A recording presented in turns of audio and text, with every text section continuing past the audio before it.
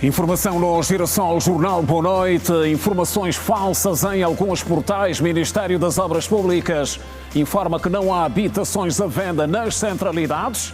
Intermediários, o negócio dos chamados micheiros, que ganha espaço de forma preocupante, sobretudo em Luanda. Dinamização do turismo, Angola e África do Sul abordam estratégias comuns de impulsionamento. Cimeira da OEA-CP, Presidente da República seguiu nesta sexta-feira para Guiné Equatorial.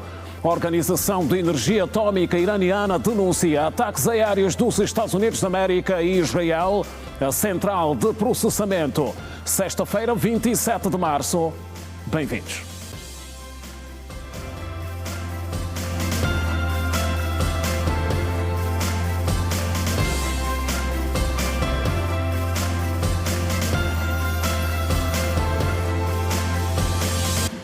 Outra vez, boa noite. O Presidente da República, João Lourenço, deixou Luanda na manhã desta sexta-feira, rumo à Guiné Equatorial, onde vai passar o testemunho da liderança rotativa da Organização dos Estados da África, Caraíbas e Pacífico, OEA-CP. A passagem de testemunho vai acontecer durante a 11ª Cimeira de Chefes de Estado e de Governo da organização, que vai decorrer até domingo na cidade de Malabo. Angola ocupa a presidência rotativa da OEA-CP desde 2022 e vai, na presente cimeira, deixar a cadeira para a Guiné Equatorial. E a promoção do turismo no país dominou a 21ª edição do Café Cipra, realizada nesta sexta-feira aqui em Luanda. O espaço de diálogo entre membros do Executivo, jornalistas e a sociedade civil teve hoje como oradores os ministros Márcio Daniel, do Turismo, Ricardo de Abreu, dos Transportes e Carlos dos Santos, das Obras Públicas, Urbanismo e Habitação. E é um assunto em destaque e ao qual voltaremos ainda ao longo deste Girassol Jornal. Notícia a seguir: Angola e África do Sul debateram hoje estratégias que visam impulsionar o turismo bilateral durante um encontro que juntou operadores, agências de viagens e autoridades dos dois países. O workshop, liderado pela ministra sul-africana do Turismo, decorreu numa unidade hoteleira de referência a nível da capital. Não devemos sempre pretender ou fingir que temos todas as soluções. Nunca, nunca. Parceria é o futuro. Os governos não conseguem fazer tudo sozinhos. Mesmo às vezes em que alguns ficam sentados à espera que o governo faça tudo, vocês irão esperar até que Jesus regressar. Não é tempo de esperar, pois o turismo em Angola vai marcando passos. Foi a pensar nesta temática que Angola e África do Sul voltaram a estar reunidos para encontrar caminhos para a promoção do setor no encontro presidido pela Ministra do Turismo na África do Sul, Patrícia de Lille. Precisamos de marketing em conjunto entre Angola e África do Sul. Existe um déficit. Não podes ter mais de 40 mil angolanos a visitar a África do Sul e ter praticamente 3 mil sul-africanos a virem para aqui. É um déficit. Então, com marketing em conjunto, nós devemos ultrapassar essas questões. Devemos ter mais sul-africanos a visitar Angola igualmente. Então, as linhas aéreas gostariam de voltar com voos cheios para a África do Sul. Eu disse isso ontem, quando eu vim para Angola, havia assentos vazios na classe executiva e econômica. Então, não queremos apenas aumento de voos para Angola, mas nosso plano que devemos debater é arranjar formas de como encher aqueles lugares nos voos. Qual será a contribuição do setor do turismo de forma a fazer com que haja lugares cheios? É isso que nós gostaríamos de interagir convosco hoje. O encontro juntou operadores turísticos, agências de viagens e entidades governamentais que aliaram estratégias para aproximar mercados. Nasceram na era da nova tecnologia e lembre-se que a geração antiga também está a avançar. Então nós devemos ser proativos e puxar aquele mercado milenar agora. E qualquer estratégia conjunta deve ser digital em termos de marketing. Deve ser digital. Além de grandes cidades, o foco passa também por descentralizar a oferta turística e valorizar o que muitas vezes ainda permanece fora dos roteiros tradicionais, segundo partilhou Patrícia de Lille. Então precisamos de usar mais influências, celebridades, bloggers. É dessa forma que iremos penetrar o mercado. Havia uma ideia ontem à noite sobre a senhora que perguntou por que nós tentamos criar um roteiro na qual podemos fazer um passeio de Angola à África do Sul por estrada. É uma ideia brilhante. Eu gostei porque nós normalmente nos concentramos em grandes cidades e esquecemos aquelas gemas escondidas nas aldeias, nas pequenas cidades. Então, esse vídeo deve visar fazer com que enriqueça-se sobre o que possamos fazer, conectar os países do nosso, fazer com que esta conectividade entre as aldeias, pequenas cidades, os distritos, porque dessa forma haverá turismo não apenas para grandes cidades, bem como para aquelas pequenas cidades e aldeias. Com este encontro, os dois países reforçam o compromisso de transformar a cooperação turística numa ponte de desenvolvimento capaz de gerar emprego, atrair investimento e aproximar ainda mais os povos. O país produziu no mês de fevereiro deste ano mais de 28 milhões de barris de petróleo. No mesmo período, a produção de gás associado foi de 72 milhões e 306 mil barris, no caso pés cúbicos, o que corresponde a uma média diária de 2 milhões e 582 pés cúbicos, segundo a Agência Nacional de Petróleo, Gás e Biocombustíveis. Desta produção, 1.222 pés cúbicos foram reinjetados para manutenção da pressão dos reservatórios, 928 disponibilizados à fábrica Angola LNG e 315 utilizados para a geração de energia nas instalações petrolíferas. O boletim mensal da ANPG espelha que, do total de levantamentos supracitados, mais de 27 milhões de barris correspondem às exportações de 436.321 barris, as entregas à refinaria de Luanda durante o mês de fevereiro. Estiveram em atividade 12 unidades de sondagem, sendo uma sonda em terra, 5 unidades em águas rasas e um barco de intervenção. E reduziram em cerca de 80% os casos de contrabando de combustíveis no município do Luau, província do Mochico-Leste, na sequência da implementação de restrições na cedência de licenças. Mais de 50 caminhões de combustível com destino ao município do Luau, com origem de abastecimento duvidosa, foram frustrados pelas autoridades locais no âmbito do combate ao contrabando de combustível. Nesta fase, proibimos a entrada de cisternas de todos os postos que se encontram na posição irregular e que, por sinal, muitos destes postos, que as suas licenças já se encontram caducadas e expiradas.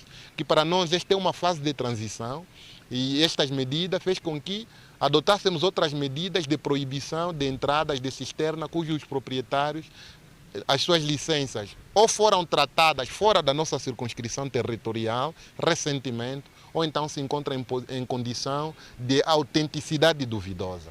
Neste sentido, estas medidas e as outras têm contribuído significativamente na redução deste fenômeno. Aqui, em termos estatísticos, eu posso vos garantir que estamos cerca de 80% a 85% da redução do fenômeno que anteriormente nos preocupava, fruto de índice de mortes que se registrava junto do rio, que baixou significativo a 0 percentual.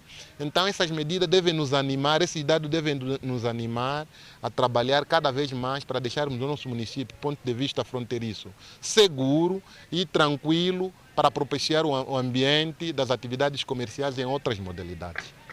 Os contrabandistas de combustível, mais conhecidos por Camochila, viram as suas atividades bloqueadas e hoje os que continuam com esta atividade de forma clandestina têm dias contados, de acordo com o administrador municipal, Mário Zango. Olha, a polícia tem sido muito rigorosa, ou está a ser rigorosa com essas práticas. Por isso é que nós vos dissemos que uma ou outra motorizada que vocês viram, é que é o tal cenário de redução que o município resista. Anteriormente, quem pudesse visitar o município, o cenário era caótico e não demonstrava falta de cuidado e controle da situação por parte das autoridades. Hoje em dia, uma ou outra motorizada que se resiste é os que fazem parte deste 10 ou 15% do índice que ficou ao nível do município. O fenômeno ainda é preocupante na medida em que talvez não vamos conseguir estancar no seu todo, porque nas zonas transfronteiriças essas práticas normalmente são muito notáveis.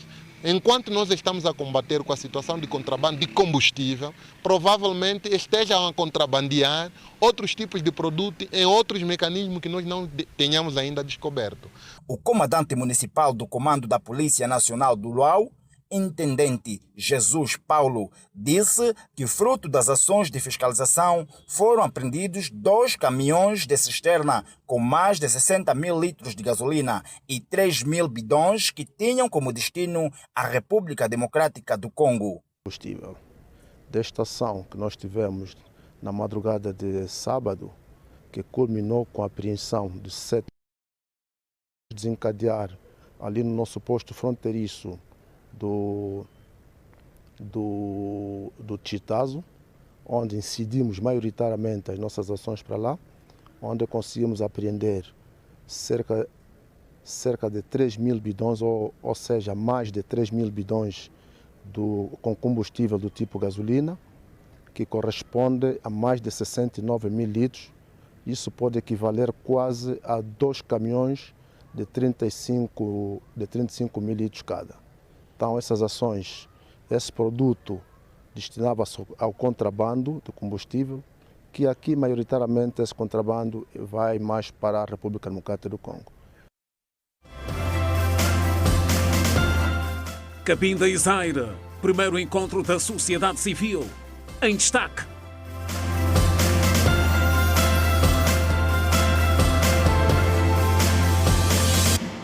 Notícias sexta-feira, 27 de março, foi recuperada pelo Serviço de Investigação Criminal na província da Huila uma viatura furtada em Luanda no mês passado. O Serviço de Investigação Criminal SIC recuperou na cidade do Lubango uma viatura furtada na zona do Nova Vida, município do Quilamba, que acha em Luanda. De acordo com o porta-voz do SIC na Huila, o veículo foi apreendido quando circulava numa das ruas da cidade, conduzido por um homem de 44 anos de idade, que está detido, que o pretendia vender a um comprador já identificado por um valor não revelado. Segundo a Quitumba, realça que a viatura foi subtraída das imediações de uma igreja na capital do país no dia 15 de fevereiro deste ano, local onde havia sido estacionada pelo seu proprietário. O serviço apurou que o proprietário teria estacionado a viatura no exterior da igreja e quando saiu a mesma viatura já não se encontrava no local, tendo sido apreendida cá na província da Huila, concretamente ao município de Lubango. Portanto, trabalhos ainda estão em curso com vista à detenção de outros integrantes. Trata-se de 4 integrantes. Portanto, os trabalhos continuam com vista à localização, bem como a detenção destes. O homem de 44 anos, detido na posse do carro, disse que apenas era o motorista e não participou do furto. Ele foi prometido um valor entre 500 mil e 1 milhão de kwanzas para conduzir o veículo de Luanda ao Lubango. Alguém entregou-me a viatura para tirar de Luanda para Lubango e a viatura era furtada. A relação é com um amigo meu. O moço que furtou a viatura não tínhamos nenhuma relação, mas por intermédio do amigo meu que pediu-me que era para trazer a viatura aqui, mas quando chegamos aqui a polícia interpelou, já tinha uma denúncia, ele conseguiu escapar, fugiu e eu permaneci aí. Já tinha um comprador aqui. A viatura recuperada, que está parqueada no Lubango, após os trâmites legais, será entregue ao seu legítimo proprietário que reside em Luanda. A intermediação ilegal de casas ganha espaço de forma preocupante em Luanda e é motivo de preocupação por parte de alguns municípios. O negócio é feito sobretudo no centro da cidade pelos chamados micheiros, facilitadores na compra, venda ou arrendamento de imóveis. E é sobre eles que falamos na reportagem a seguir. O modelo tradicional de publicitar as residências em arrendamento com anúncios afixados em paredes com dizeres "arrenda-se uma casa", hoje quase que não existe. Eu me surpreendi quando eu, ao caminho, encontrei um panfleto, encontrei a renda assim, um quarto suíte. Eu falei, meu Deus, ainda não arrancaram, ainda está ali. Eu me surpreendi com isso, eu falei, está fácil demais. Será que já não tem aí nenhum esses intermediários? Mas eu estranhei. Isso acontece porque os ditos intermediários, né, os intermediários nesse caso, o que é que eles fazem? Eles rasgam esse mesmo reclame dessas casas.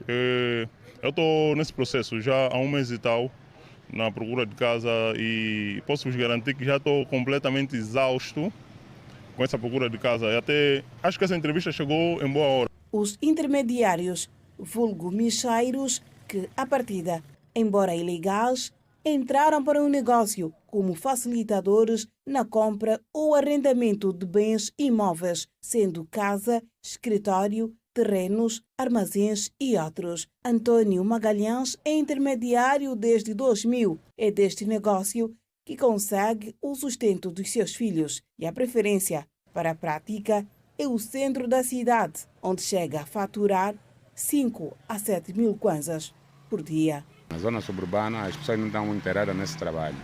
Pode-se fazer trabalho lá, mas não vai ganhar aquilo que você ganha na cidade. Nem sempre todos os dias temos clientes ou temos casas para mostrar. Há dias mesmo que saímos aqui sem nenhum 1000 kwanzas. E há dias que podemos sair com 5 mil, 6 mil, 7 mil, independentemente da posição que você tem. Por exemplo, para um cidadão que arrenda uma casa no valor de 70 mil kwanzas mês, se tiver que pagar 6 meses, então vai desembolsar 420 mil kwanzas, valor do senhorio. Acima deste, acrescenta mais 70 mil kwanzas da comissão do intermediário e uma taxa de deslocação no valor de 5 mil kwanzas. Se eu vou pagar uma renda de 150, quer dizer que nos 6 meses que eu vou pagar, vou ter que contar com 7, porque é um dinheiro que eu vou lhes dar também, da comissão deles. Se a casa está 150, vou meter a casa 200 mil, a pagar 200 mil. Então, aí já alicias o dono da casa. A comissão um mês de intermediário. Sempre foi um mês. Se porventura a dona da casa tiver a arrendar a casa, uma suposição a 20 mil kwanzas, eles chegam e colocam a 30 mil kwanzas. E depois, quando é para ir ver a mesma casa, tem que pagar uma comissão, às vezes de 2 mil, às vezes de 5 mil. O jurista Simão Celestino reiterou que a situação exige maior fiscalização e sensibilização para proteger os consumidores e garantir o cumprimento da legislação e a necessidade de reforçar a regulação do setor, promovendo a certificação de intermediários e penalizando práticas ilegais. Os intermediários, se colocássemos na modalidade da intermediação imobiliária, eles seriam punidos, no caso, por exercício ilegal da profissão, uma vez que não são certificados, porque para exercer uma atividade de mediação imobiliária é necessário que seja certificado pelo Instituto Nacional da Habitação, trate um certo leque ou conjuntos que a lei da mediação imobiliária, nesse caso, prevê e que, infelizmente, os vulgares micheiros ou intermediários, infelizmente, não constam. É essa a situação que existe. Então, o que nós pedimos é que o Estado regulamente, em lei própria, existe uma lei da atividade de mediação imobiliária. Quiçá o Estado também não cria um regime falando também da atividade de intermediação dentro da mesma lei. Munícipes em Luanda agastados com a intervenção de vulgos micheiros que tornam mais difícil o processo de arrendamento de uma residência. Homens da Mixa cobram taxa de deslocação no valor de 5 mil kwanzas. O Ministério das Obras Públicas, Urbanismo e Habitação volta a alertar para os casos de burlas na venda de habitações e afirma que não há, a nível das centralidades do país, apartamentos desocupados e que são falsas as informações veiculadas por alguns portais nos últimos dias sobre suposta venda de casas por parte do governo. Não é verdade que o Estado tenha aberto um processo de comercialização de casas, segundo foi noticiado nos últimos dias por alguns órgãos de imprensa. Quem desmente é Paulo Tecas, responsável de comunicação e imprensa do Ministério das Obras Públicas, Urbanismo e Habitação. Todos os conteúdos na internet que dão conta de alegadas vendas de habitações por parte do INH e FFH são decisiva e literalmente falsas, pois o Estado não comercializa habitações da internet. Não existem, atualmente, habitações do Estado a serem comercializadas pelo Fundo de Fomento Habitacional ou pelo Instituto Nacional de Habitação. O responsável falava nesta sexta-feira em conferência de imprensa que visou prestar esclarecimentos sobre a abertura de uma suposta campanha de comercialização de habitações. Paulo Tecas alerta para uma maior atenção com perfis falsos na internet. O Ministério das Obras Públicas, Urbanismo e Habitação alerta igualmente aos cidadãos para uma maior atenção em relação aos perfis falsos de entidades públicas criada nas redes sociais com o intuito de enganar os cidadãos através de ofertas ilusórias, sendo a habitação um engodo apetecível. Luanda é a província com maior número de sites e portais falsos a enganarem cidadãos com vendas de casas, segundo Augusto Fernandes, consultor do Instituto Nacional da Habitação. Luanda destaca-se, é a província com maior número de desinformação, porque grande parte dos portais que publicou a matéria de desinformação estão sediados em Luanda. As províncias acabam por ser como caixas de ressonâncias. Ouvem de Luanda, ligam para Luanda e querem a confirmação de Luanda. As províncias com maior destaque depois de Luanda, Benguela e Huambo. Todas as habitações entregues pelo governo têm proprietários e não há, nas centralidades, apartamentos desocupados e que podem ser comercializados pelo Estado, conforme afirmou Valdir de Souza, do Fundo de Fomento Habitacional. Existe no país, salvo erro, 31 centralidades, né? Essas casas, essas centralidades, a maioria estão comercializadas. Essas casas que colegas vêm, estão comercializadas e pagam. O Estado recebe a prestação mensal dessas casas.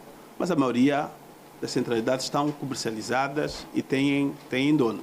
Ministério das Obras Públicas, Urbanismo e Habitação alerta haver burlas na venda de habitações e diz que não há, a nível das centralidades do país, casas desocupadas e tampouco habitações à venda por parte do governo. E continuamos em Luanda, onde munícipes reagem com opiniões divididas à proposta de agravamento da pena para até 15 anos de prisão no caso de crimes de violência doméstica, proposta analisada em Conselho de Ministros. Alguns defendem o reforço na educação e sensibilização sobre o tema e outros entendem que a pena deve ser ainda mais agravada. A proposta de revisão da lei que prevê o agravamento da pena de até 15 anos de prisão para o crime de violência doméstica, analisada em Conselho de Ministros, já despoleta reações entre os munícipes de Luanda. A pena máxima, se outra não lhe couber, são 15 anos. Porque aqui não é só a lei contra a violência doméstica, que depois temos o Código Penal, o Código de Processo Penal e outras leis, porque também a violência patrimonial é parte integrante na lei. Nas ruas da capital, há quem defenda que a solução não passa apenas pelo endurecimento das penas, mas também pela prevenção. Isto é um bocadinho relativo, mas eu penso que o aumento do castigo, ou seja, se calhar diminuiria um bocadinho da violência, mas eu acho que não é por esse caminho. Eu acho que devemos enverdar mais para aquilo que a malta pode dizer, é para sensibilizar, haver programas na televisão onde fala-se muito da violência doméstica. isto aparecer como uma forma, por exemplo, antes dos noticiários, daqueles programas, durante os jogos que transmitem na televisão, porque isso aí é um foco muito importante. Outros cidadãos sugerem medidas alternativas de responsabilização dos agressores. Eu acho que essa medida é uma medida errada, alertando para desigualdades sociais. Eu não concordo, porque existem indivíduos que têm a capacidade de poder pagar os mesmos valores e isso tornaria a indivídua a ser um alvo mais fácil, a ser abusada. Entre as mulheres ouvidas, o sentimento dominante é de que a pena proposta ainda é insuficiente. 15 anos seria mais, na minha opinião, porque a violência doméstica é crime. Não se maltrata uma mulher. Então, já após 15 anos está bom, para ver se o que é o violentador, aquele que é o agressor, reflita no que faz. Mas por mim seriam mesmo 25 anos de cadeia. Não importa, porque a agressão física ou a violência doméstica não é só para as mulheres. Também há homens que sofrem violência doméstica. Então, para ambos, deveria ser uma pena de 25 anos. Outra posição aponta para a necessidade de maior proteção e compensação às vítimas. Acho uma boa medida, mas poderiam acrescentar, para além dos 15 anos, poderiam também sancionar com uma multa bem pesada. Isso iria variar de acordo com o grau da agressão. Munícipes em Luanda reagem à proposta de revisão da lei que prevê o agravamento de pena de até 15 anos de prisão para o crime de violência doméstica. Pais encarregados de educação e professores mostram-se preocupados com o aumento de casos de abuso sexual. Uma marcha de repúdio teve lugar nesta sexta-feira aqui em Luanda. O momento visou igualmente consciencializar a população sobre a gravidade do problema e manifestar apoio às vítimas. Mais de 200 alunos, professores e encarregados de educação marcharam nesta sexta-feira no município do Calumbo em nota de repúdio contra a violência sexual contra mulheres. A professora e psicóloga Vânia José explica que a violência sexual é uma problemática que a cada ano se torna um fenômeno social, por muitas vezes ser ocultado no seio familiar. E nas famílias africanas tendem a guardar isso mesmo dentro, como que protegendo o abusador. E o objetivo da atividade que nós temos hoje é conscientizar a comunidade próxima e apoiar as vítimas que sofrem o abuso sexual. A estudante Isabel diz que durante a marcha pode aprender como se deve comportar diante de uma situação de assédio ou abuso. Para mim essa marcha teve um impacto muito positivo, pois ele conseguiu consciencializar-me sobre quais medidas eu devo tomar se por acaso algum desse mesmo acontecimento esteja a acontecer comigo, tanto por um início de assédio, um olhar, um toque, logo eu já tenho em consciência que eu tenho que logo denunciar a uma instituição mais próxima ou até mesmo falar com um pai ou um membro da família mais chegado. Já Rita André diz que se sente indignada toda vez que uma mulher é vítima de um agressor sexual. Pois são crianças que são abusadas, que não têm como se defender e traz sim revolta. No entanto, Ezequiel Sampaio conta o que sabe das consequências da violência. O abuso sexual, de certa forma, é uma prática que não deixa marcas positivas numa pessoa. Pode ser a nível psicológico ou até nível biológico. A marcha teve como objetivo consciencializar a população sobre a gravidade do problema e mostrar apoio às vítimas. É importante que fala-se sobre essa temática, ou seja, para sensibilizar ou conscientizar a população sobre o assunto. E nós queremos e apoiamos o Estado, o governo, que agrave de facto as penas para que até os abusadores entendam que tenham ferido, tenham estragado a vida de muitas mulheres. O momento ficou marcado também pela realização de uma palestra. E ainda hoje teve lugar aqui em Luanda a Conferência Mulheres e a Proteção de Dados. O evento juntou mulheres de vários ramos do saber. Temas como a proteção de dados pessoais, como instrumento de salvaguarda da dignidade e da privacidade da mulher, a violência digital contra mulheres e raparigas, enquadramento jurídico penal e mecanismos de proteção, inclusão digital e igualdade do género, mulheres, liderança e transformação digital estiveram em análise. Na ocasião, a veneranda juíza conselheira do Tribunal Constitucional, Margarete Nanga Coovia, falou dos crimes cibernéticos mais comuns praticados contra a mulher e chamou a atenção para a falta de alguns pressupostos na lei que não conferem a real proteção do género.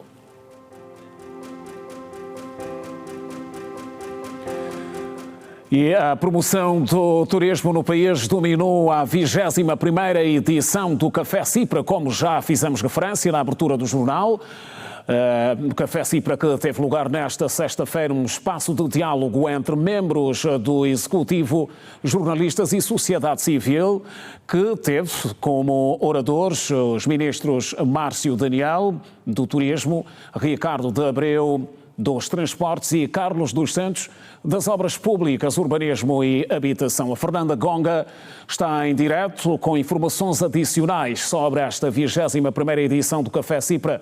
Fernanda, boa noite. Debates intensos sobre a necessidade da dinamização do turismo.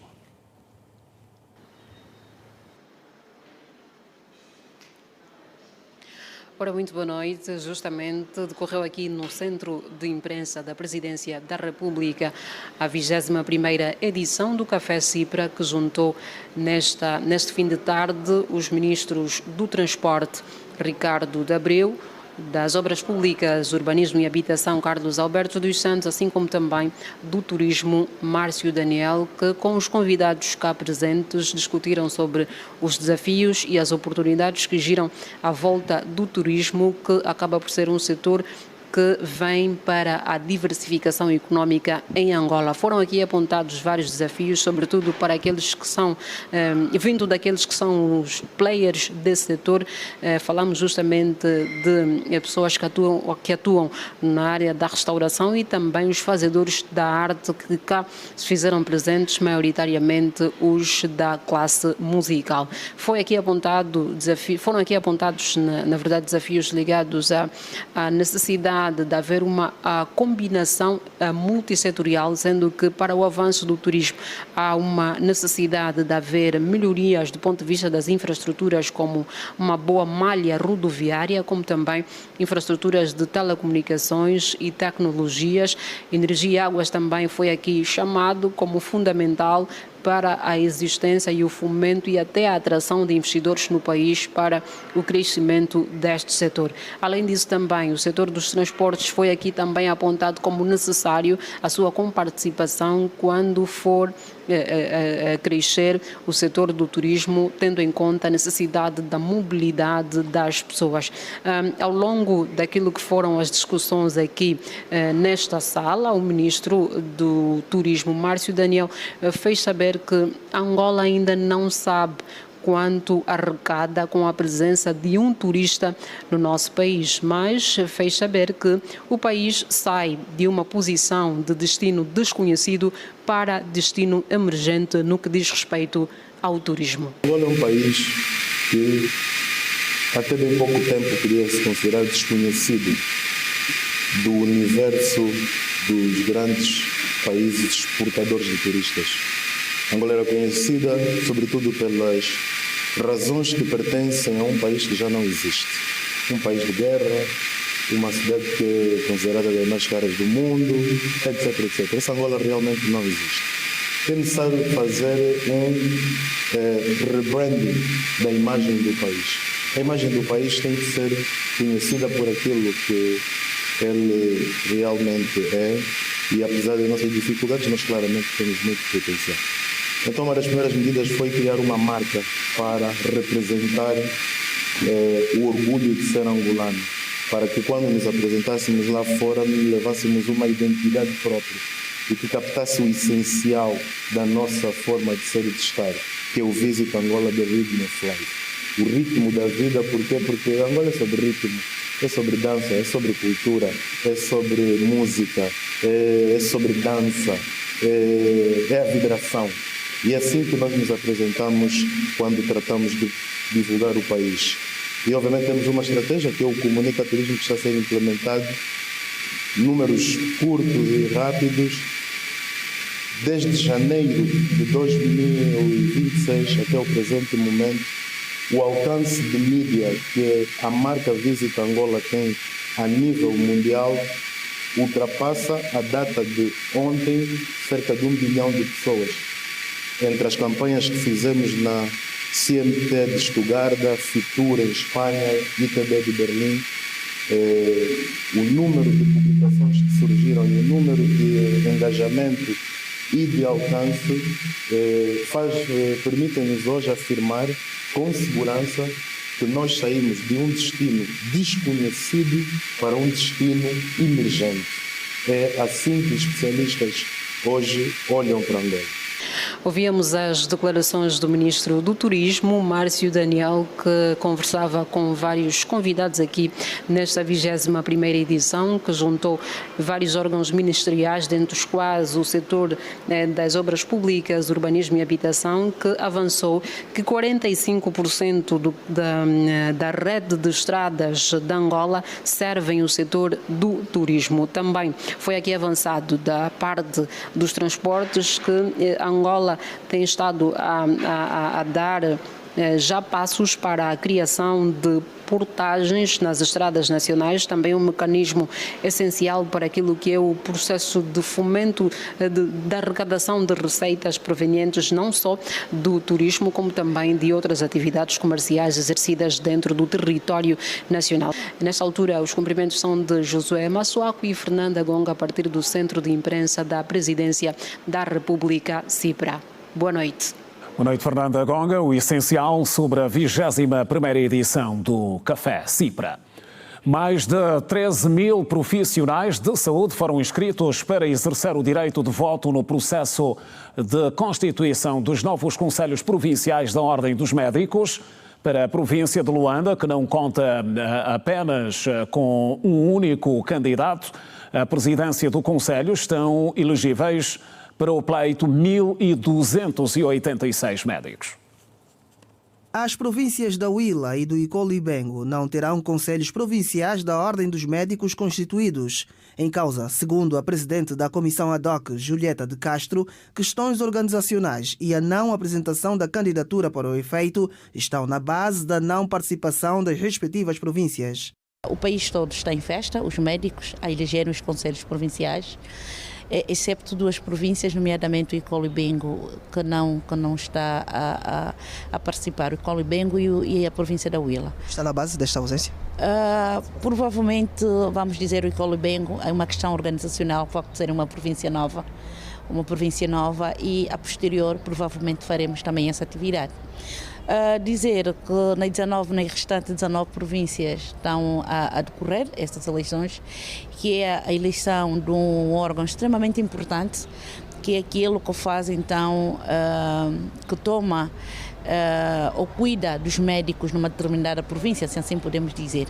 A também médica frisou que para esta eleição, mais de 13 mil profissionais do setor foram inscritos para exercerem o direito de voto a nível nacional, sendo que para Luanda, que apenas conta com um candidato ao Conselho, 1.286 estão elegíveis para o pleito eleitoral. Luanda tem uma grande adesão, estão inscritos cerca de 1.386 médicos que confirmaram a sua presença, conforme as listas que nós temos cá disponíveis. Temos uma lista única liderada pelo Dr.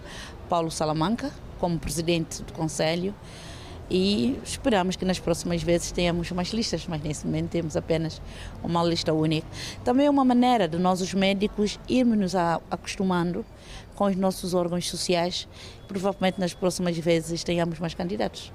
Na província de Cabinda, 3 candidatos concorrem para a liderança do Conselho. Depois de procederem ao direito de voto, João e Jorge, profissionais da classe naturais das terras do Mayombe e em exercício laboral na capital do país, esperam que o candidato ou a candidata a ser eleito possa priorizar as suas ações para a evolução dos cuidados de saúde da população.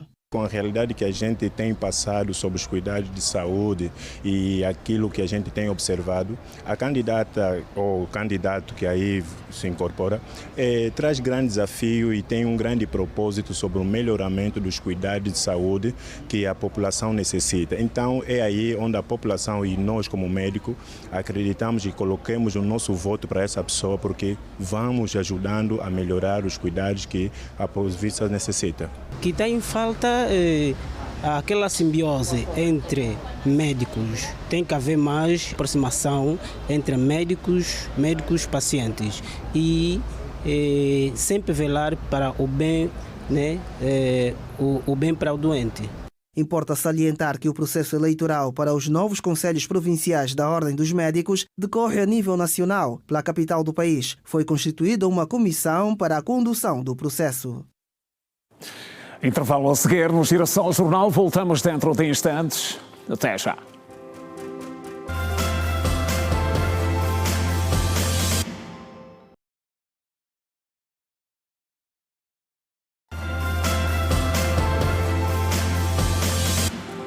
Já de volta agora de olhos na atualidade internacional, a Organização de Energia Atómica Iraniana denunciou ataques aéreos dos Estados Unidos da América e de Israel a uma central de processamento de urânio no centro do país. A denúncia foi feita através do Telegram, onde a agência afirmou que o ataque feito pelos Estados Unidos e por Israel não causou qualquer libertação de materiais radioativos. Em outro momento, o Irão condenou o assassinato de 6 diplomatas em ataques israelitas contra o Líbano desde o início da guerra. O Irão classificou as ações como um exemplo de terrorismo organizado e agressão evidente contra os princípios fundamentais do direito internacional. Segundo as autoridades iranianas, considera extremamente preocupante no país, onde existe um risco real de uma catástrofe humanitária perante mais de 1 milhão de pessoas deslocadas no país. A representação do Acnur no Líbano afirma que se constata no terreno uma crise humanitária que se agrava de forma alarmante. O Acnur referiu que a situação continua extremamente preocupante e o risco de catástrofe humanitária é bem real. Segundo a Agência da ONU para os Refugiados no Líbano, entre 5 pessoas, pelo menos uma, foi forçada a abandonar a sua casa desde 2 de março. E o governo da Namíbia anunciou que vai reduzir em 50% os impostos sobre os combustíveis durante 3 meses para fazer face ao impacto da guerra no Médio Oriente. O anúncio foi feito pelo governo por via do Ministério da Energia, durante uma conferência onde a entidade declarou que o Fundo Nacional de Energia absorverá aproximadamente 25 milhões de euros para amortecer o impacto total da volatilidade do mercado. A medida foi tomada depois de se ter anunciado um aumento dos preços dos combustíveis a partir de 1 de abril, registrando-se assim a subida do preço do litro de gasolina para 2,5 dólares namibianos e 4 dólares para o gasóleo. O ex-presidente do Brasil, Jair Bolsonaro, recebeu hoje alta hospitalar e vai ficar em prisão domiciliária para cumprir a pena depois da condenação a 27 anos de prisão. Bolsonaro esteve internado depois de sofrer uma pneumonia resultante de uma broncoaspiração enquanto dormia na cela da penitenciária militar da Papuda. A prisão domiciliar é uma medida que resulta da decisão tomada pelo juiz do Supremo Tribunal Federal, Alexandre de Moraes. De acordo com a decisão, a prisão domiciliária terá apenas a duração de 90 dias e após esse prazo será reanalisada a presença dos requisitos necessários para a manutenção da prisão domiciliária humanitária, inclusive com perícia médica, se houver necessidade. O ministro dos Negócios Estrangeiros da Rússia, Sergei Lavrov, negou o fornecimento de apoio à inteligência ao Irão. A reação de Lavrov é partilhada numa altura em que a União Europeia acusa os russos de fornecerem apoio ao Irão para a guerra no Médio Oriente. Lavrov, no entanto, referiu que a Rússia e o Irão mantêm relações muito próximas sob um acordo de cooperação militar técnica e confirmou que Moscovo havia fornecido a Teherão certos tipos de produtos militares. O governante russo disse que as alegações de fornecimento de inteligência eram infundadas e sublinhou que as localizações das bases militares dos Estados Unidos na região eram de acesso público. Mudança de assunto acontece nesta noite aqui em Luanda, a 4ª gala de consagração do Prémio Nacional Mulheres de Mérito, evento que é prestigiado pela Ministra da Saúde, Sílvia Lutucuta, em representação da Primeira-Dama da República, Ana Dias Lourenço. Fala neste preciso momento a Ministra da Saúde, Sílvia Lutucuta, e vamos acompanhar. O valor, a coragem, a resiliência e a excelência da mulher angolana. Na ausência de Sua Excelência, Ministra Ana Paula Sacramento Neto, Ministra da Ação Social, Família e Promoção da Mulher, tenho o privilégio de, perante um leque tão vasto e quanto o respeitado de convidados, intervir neste magno evento, cuja importância transcende a sua natureza protocolar. Este evento, minhas senhoras e meus senhores, que tem o condão de consagrar,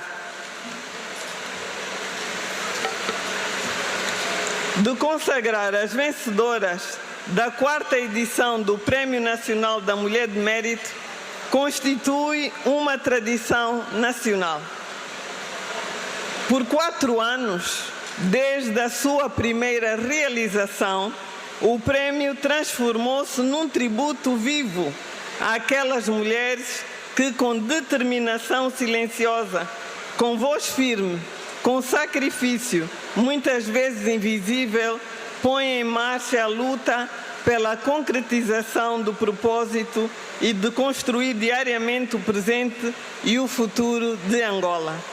Por isso, afigura-se justo dizer que o Prémio Nacional da Mulher de Mérito traduz de forma inequívoca a vontade do Executivo de valorizar o papel da mulher enquanto pilar essencial de desenvolvimento.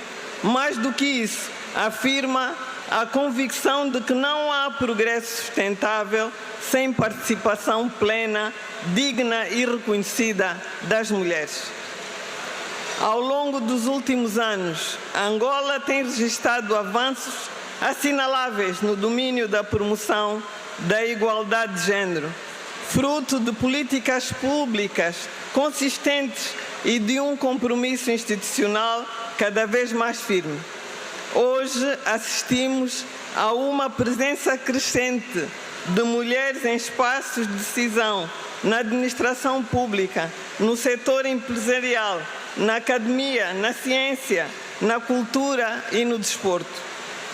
Programas de empoderamento feminino, iniciativas de inclusão social, ações de combate à violência baseada no género e projetos de promoção da autonomia econômica têm contribuído para transformar realidades e abrir novos caminhos. Estes progressos, amplamente divulgados pelo Ministério da Ação Social, Família e Promoção da Mulher, são sinais claros de que estamos a avançar com determinação e com visão. Mas sabemos também que este caminho é contínuo. Cada conquista alcançada traz consigo o desafio de ir mais longe. E é precisamente por isso que momentos como este são tão importantes, porque reconhecem, inspiram e mobilizam. Nesta edição, celebramos mulheres que se destacam nas áreas tão diversas como ciência e tecnologia, a educação, a saúde, a cultura, o empreendedorismo, a comunicação social, o desporto, dentre outras. Em cada uma destas categorias, encontramos histórias de superação, exemplos de liderança e testemunhos de resiliência que nos orgulham enquanto nação. Mulheres que muitas vezes, contra todas as probabilidades, ousaram sonhar e persistiram. Mulheres que não apenas venceram os seus próprios desafios, mas abriram caminhos para muitas outras. Caros convidados, o conceito desta gala inspirado na Sona, expressão maior da nossa herança cultural, recorda-nos que a história da mulher angolana é feita com traços que se cruzam, se entrelaçam e constroem sentidos. Tal como na Sona, cada linha representa um percurso, cada ponto uma conquista, cada figura uma narrativa de vida. E hoje celebramos essas narrativas com respeito, com orgulho e com esperança. Ministra da Saúde Silvia Lutucuta na 4ª gala de consagração Mulheres de Mérito, que acontece neste momento aqui em Luanda, assunto para acompanhar com mais desenvolvimentos nos próximos passos informativos da Rede Girassol. A província de Cabinda acolhe o primeiro encontro da sociedade civil que envolve igualmente a província do Zaire. O momento tem como objetivo reforçar a consciência de cidadania e promover o sentimento de salvaguarda da imagem e bom nome do país. A província de Cabinda está a acolher o primeiro encontro da sociedade civil que reúne entidades das províncias de Cabinda e Zaire. A iniciativa é da Associação Movimento Nacional de Angola Real e tem como objetivo reforçar a consciência de cidadania, promover o sentimento de salvaguarda da imagem e do bom nome do país e estimular no seio dos líderes de opiniões o espírito de pertença e desenvolvimento do país. O encontro reúne mais de 700 delegados das províncias de Cabinda e Zaire. Os participantes afirmam que o encontro está a ser proveitoso e está a servir também para expor as principais preocupações das populações. É bom sempre criar iniciativas como essas, ouvir jovens, dar mais oportunidade aos jovens, em vez de estar a reclamar, a publicar nas redes sociais este tipo de debate frente a frente com os nossos dirigentes. Dá mais uma valia, os nossos dirigentes também consigam perceber que os jovens que reclamam nas redes sociais não são todos revus e frustrados, alguns são jovens revus com uma mentalidade que dá para aproveitar e criar alguns também o desenvolvimento ao nosso país, porque o país desenvolve com as ideias. Forneçam-nos mais empresas, indústrias e muitos empregos para os jovens e mais oportunidades para outras coisas. Cá em Cabinda não temos nenhuma escola de petróleo, que poderíamos ter um instituto, pelo menos médio, de petróleo. Poderíamos ter um instituto florestal. Não temos essas condições, não temos essa escola. Qual é a dificuldade que o governo tem em implementar esses cursos de petróleo cá em Cabinda? O que toca certamente para nós os jovens é a falta gritante da empregabilidade. Nossos concidadãos que estão nas multinacionais, que lá sofrem maltratos. E certamente estamos aí com ouvidos que nós consideramos do Executivo para acolherem essas preocupações e levarem no sentido de darem o tratamento. Porque é aquilo que nós temos, nós somos os nacionais. Por que um nacional tem que merecer distrato quando o expatriado vale mais do que um nacional? O vice-presidente da associação, Mateus Sebastião, disse que a intenção do encontro passa em trabalhar com todos para se construir um país melhor. O Movimento Nacional Angola Real expressa a sua vontade de estar sempre pronto para contribuir no alcance de uma visão clara junto da sociedade sobre o país, os níveis altos e baixos e, com isso, envolver todos na árdua tarefa de solidificação e desenvolver o país que se propõe vencer desafios atuais e futuros. O vice-governador de Cabinda, Juliano Capita, destacou a relevância do encontro por ser de marco histórico e porque também está a abordar temas relacionados à realidade económica e social do país. É um marco importante,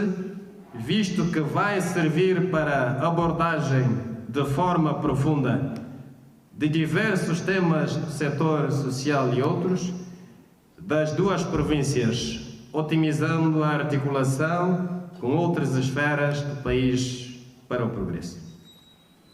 A cidadania e o patriotismo são ingredientes essenciais neste encontro em busca de soluções que levem ao desenvolvimento que almejamos. O encontro terá a duração de 2 dias e estará a abordar temas relacionados à profundidade da realidade económica e social das províncias de Cabinda e Zaire. Seguimos para mais um curto intervalo. Até já.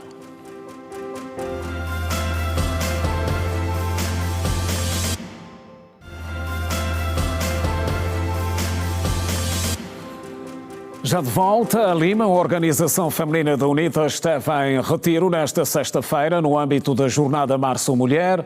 A Presidente Nacional da organização defendeu, durante o evento, que as mulheres devem continuar a empreender esforços para o alcance de lugares de destaque na sociedade em vários setores. O papel da mulher na sociedade tornou-se inquestionável, mas a sua maior presença em patamares de liderança de alto nível ainda constitui desafio. Na política, por exemplo, apesar dos avanços, o número de mulheres nesta área em Angola ainda está aquém do desejado, como destacou a número 1 da Lima.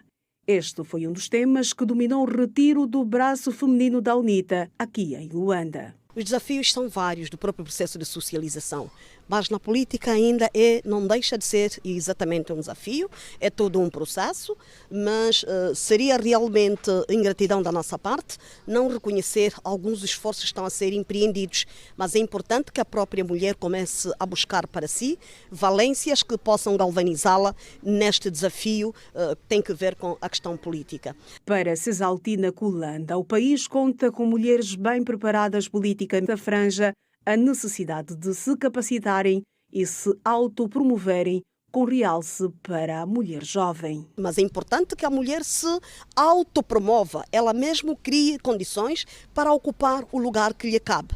Nada, absolutamente nada nos será dado de bandeja. É só olharmos para o processo da arena histórica, nós fomos vendo várias mulheres que deram o melhor de si, para hoje podemos falar da emancipação, podemos falar do empoderamento, portanto, da mulher. O percurso rumo à paridade no espaço político no país continua em movimento. A luta passa também por transformar a representação formal em substantiva, como destacou Cisaltina Cutaia, uma das preletoras do evento. Que seria uma representação onde as mulheres que estão no espaço público representem, de facto, as mulheres do modo geral, respeitando as suas especificidades, mulheres por categorias de classe, por categorias de habilidade motora, etc. Então, este tipo de representação, que seria uma representação que havia de fazer com que os problemas das mulheres fossem efetivamente pauta dentro das agendas políticas. O ativismo feminino e a visão do 8 de março para a UNITA também integraram a lista dos temas debatidos. Esta data fala do empoderamento e também das várias lutas que as mulheres têm tido para poderem conseguir a sua dignificação, a sua valorização. Obviamente que para a visão do Partido UNITA esta é uma data excelente, uma data que não deve passar em branco, uma data que as mulheres devem celebrar. O retiro, que terminou nesta sexta-feira em Luanda, teve a duração de 2 dias e reuniu no mesmo espaço mais de 100 mulheres. A sessão de encerramento contou com a presença da vice-presidente do Galo Negro e de distintos membros do partido. E o uso das tecnologias de informação para o desenvolvimento das comunidades esteve em destaque no município do Quilamba-Quiaxa durante um evento promovido pelo Comitê Municipal do MPLA, naquele município de Luanda. Segundo a primeira secretária municipal do MPLA no Quilamba-Quiaxa, Naulila André, a capacitação está inserida na preparação dos quadros a nível do município. objetivo é munir também os nossos secretários de informação e propaganda com algum conhecimento, porque nós temos nos nossos objetivos continuar a capacitar as nossas equipas. Daí esta criação de mais um workshop para o Departamento de Informação e Propaganda a nível do município do Quilamba-Quiache. Essa é uma das ferramentas também para nós podermos ultrapassar os desafios que nós temos, quer deste ano, quer do próximo ano, que será um ano eleitoral. Ao olhar para os desafios que se avizinham, fazer o uso racional das tecnologias é crucial. É o que defende este formador. Não ter conhecimento não pode ser uma vergonha. E quem sabe não pode sentir-se o herói ou o detentor do saber. A informação tem de ser partilhada. Então devemos ir ao encontro de quem não sabe para partilharmos aquilo que a gente conhece. E é o que aconteceu aqui, não é verdade? Há camaradas que tinham alguma dificuldade naquilo que são as tecnologias de informação e fomos aprendendo, fomos trocando experiência. E eu acho que isso deve ser o legado. Para quem não sabe, deve vir, e se nós tomamos algum conhecimento de que existem camaradas que também têm alguma dificuldade, devemos ir, sim senhora, ao encontro desses camaradas. O evento foi marcado por momentos de grande interação entre os participantes, troca de experiências e reflexão sobre o papel das tecnologias na promoção do desenvolvimento local, inclusão digital e melhoria das condições de vida das comunidades. Aos formados, a capacitação chega para agregar valor nas tarefas que desempenham. É um workshop que foi muito proveitoso, visto que estamos na modalidade das novas tecnologias. Estamos a sair deste workshop com ferramentas bem afinadas para os desafios que se aproximam, ou seja, que se avizinham, e nos sentimos que vamos fazer algo melhor daquilo que aprendemos aqui. Na ocasião, registaram-se também manifestações de apoio à bandeira do partido MPLA e ao seu líder, João Lourenço, bem como a convocação do 9º Congresso Ordinário do MPLA, reforçando o compromisso com os ideais e a visão do MPLA para o progresso do país. O ato de convocação municipal do Congresso teve lugar nesta sexta-feira. Assinala-se hoje o Dia Mundial do Teatro. A Administração Municipal do Rangel, através da Direção da Cultura e Turismo, realizou hoje um encontro com os fazedores da arte e com foco na valorização do património cultural e nas políticas de inclusão de novos talentos. Vários fazedores de arte, músicos, dançarinos, atores do município de Rangel reuniram-se nesta sexta-feira na Praça da Independência para um encontro de confraternização e reforçar os laços entre os artistas. A iniciativa é da administração de Rangel através da Direção da Cultura e Turismo e visa a partilha de experiências. Uma aproximação que antes não tinha, né? Eu pude juntar fazedores de arte, estou a falar de produtores, estou a falar de DJs, estou a falar de grupos carnavalescos e estou a falar também do grupos de dança e teatro, até porque hoje dia 27 é o dia do Teatro Nacional. Então eu pude juntar todos esses fazedores de arte. O encontro serviu igualmente para valorizar o património cultural e discutir políticas de inclusão para os artistas locais. Na nossa agenda de trabalho, portanto, reservamos para estarmos com os artistas e fazedores de cultura a nível do município do Rangel. Depois de um trabalho autorado pela Direção da Cultura, vem fazendo com os artistas, portanto, apoiando, visitando. Juntamos então hoje para, num gesto espírito de confraternização, podermos descontraídamente tanto interagir e ouvir quais são as grandes preocupações que os nossos artistas e fazedores de artes têm aqui no nosso município. A ideia foi aplaudida pelos intervenientes que na ocasião falaram dos desafios que enfrentam. É uma iniciativa boa, já devo agradecer à administração, né, junto com a cultura do Rangel. É uma cena que nunca vivemos, nunca tivemos próximo das entidades. E quando a administração junto à cultura tiveram essa ideia, só devemos agradecer. Estamos aqui todos, né, fazedores de arte e cultura do Rangel. Eu acho que o primeiro ponto é mesmo o apoio da cultura do Rangel. E quando nós temos esse princípio, acredito que juntos vamos conseguir dar solução, dar resultado a muita coisa no passado que a malta não teve como artista. Porque a ideia não é só reclamar, agora temos oportunidade, estamos juntos, então devemos trazer trabalhos para o crescimento cultural do Rangel. Fazer a arte em Angola é muito difícil, mas quando se tem gosto por ela, a frente é o caminho. Esta é uma das primeiras iniciativas da Comissão do Rangel, ou da administração do Rangel, e eu acredito que depois dessas virão mais, porque é muito bom esse nosso encontro da arte entre várias especialidades, não é? A Administração Municipal do Rangel realiza encontro de confraternização com os fazedores de arte. E teve lugar nesta quinta-feira em Luanda a noite de lançamento da primeira telenovela da Rede Girassol, Os Donos do Silêncio. O momento foi prestigiado por distintos profissionais do audiovisual angolano, gestores e empresários. A novela estreia segunda-feira, às 19 horas. Luz, câmera, ação. Acabamos de receber todas as informações que precisávamos. Tudo pronto em meio aos olhares atentos, a alegria contagiante e a emoção de quem fez acontecer. A mais nova produção da Rede Girassol, 100% nacional, traz a instigante narrativa da corrupção nos seus diferentes níveis. Para se alcançar o resultado desejado, foi preciso uma força-tarefa que mobilizou pessoas e meios.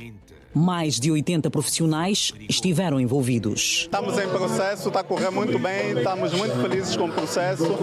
Claro, é uma novela, é intensa, acaba nos ocupando muito tempo, muita dedicação, mas está a ser uma coisa, está a ser perfeito.